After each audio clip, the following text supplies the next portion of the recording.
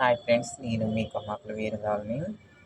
తర్వాత 691 పాయింట్. అసత్యం పలికేవాడు ఏదో ఒకనాడు దానికి బలి అవుతాడు. అబద్ధాలు ఆడి ఆడి ఇప్పుడు అబద్ధంతోనే దొరికిపోతాడు. 692 నిజాన్ని శోధించి తెలుసుకోనక్కర్లేదు. నిజం అన్నది మనం శోధించిన అవసరం, నిదానంగా అదే బయటకు వస్తుంది. లేట్ అయినా కొంచెం ఆ నిజం బయటపడుతుంది.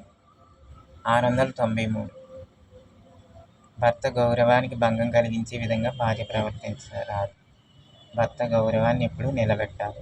అలాగే భర్త మాటను వినని భార్యను విడిచిపెట్టవచ్చును.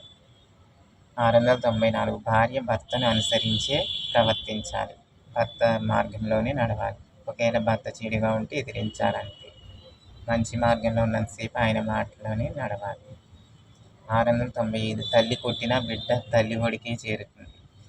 బిడ్డని కొట్టినా తిట్టినా బిడ్డ ఎప్పుడు తల్లి దగ్గరికే వెళుతుంది.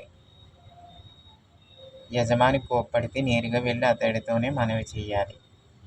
యజమాని ఎప్పుడైనా కోప్పడితే, సార్ ఇలా అయితే ఇబ్బంది, అలా ఉండొద్దు అని మనవి చేసుకుని, ఒకవేళ తప్పు చేస్తే క్షమించండి, మళ్ళా తప్పు చేయను, పెద్ద మనసుతో క్షమించని అడగాలి.